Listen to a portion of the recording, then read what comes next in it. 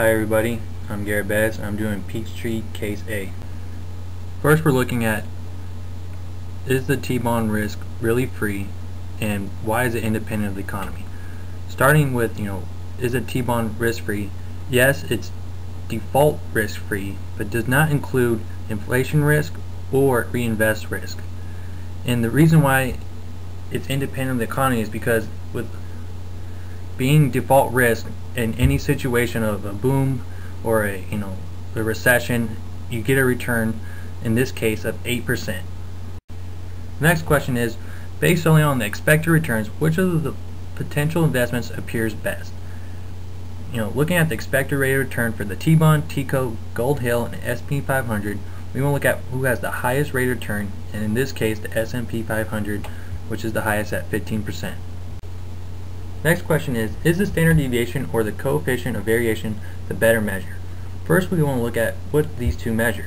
They measure the return you get on an investment, but what kind of risk that comes into that investment. And in this case, the best measure to use is coefficient variation. The reason is it includes the standard deviation, and the reason why is the measure is the amount of risk over return, which gives investor a better look at how much return they get by the amount of risk they are invested in. Next we look at who has the better investment according to the standard deviation and the coefficient variation. Excluding the T-bond, which is both at 0% for standard deviation and coefficient variation, the lowest standard deviation is Gold Hill at 9.1, and for the coefficient variation is TECO. So in this case, TECO will be the better investment because of the lower coefficient variation, and the standard deviation is only 2 percentage points off of Gold Hill, so in this case TECO is the better investment. Next we're looking at the portfolio versus individual stock. The portfolio consisted of TECO and Gold Hill at 50-50. Expected rate of return was at 11%, standard deviation at 2.3, and coefficient variation at 20.4, all of which were lower compared to the individual stock, except for the expected rate of return, which is about average compared to the individual stock. The reason why the standard deviation and coefficient variation is lower compared to individual stock is because when you split your portfolio into two separate investments, you reduce your risk, allowing the standard deviation and coefficient variation to become lower. Next we're comparing two separate portfolios, when Gold Hill is at 75% and when TECO is at 75%. And the measures we got are at expected rate of return for Gold Hill at 10% and TECO at 12.3%.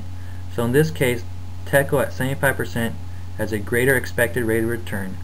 But when looking at the risk involved, calculating what's the standard deviation, Gold Hill has a lower at 1.95 compared to TECO at 2.67.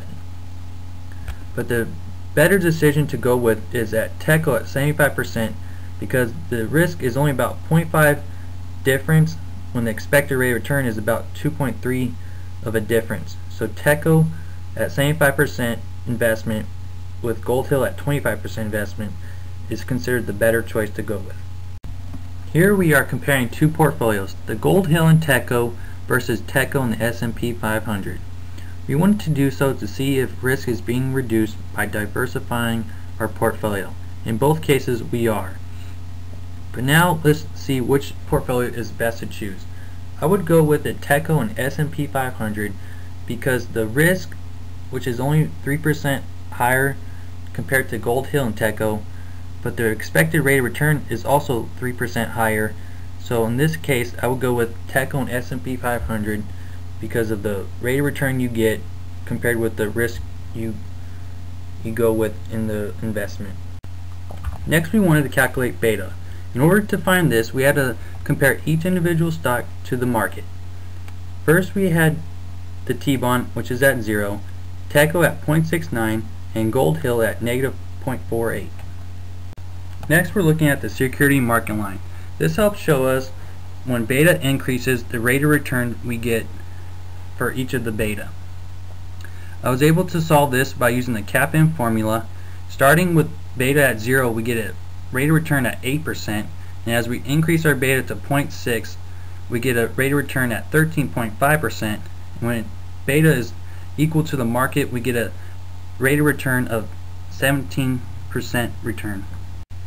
Question 9 had several questions. The first is, if inflation increases, what should happen to the required rate of return? In this case, it should decrease.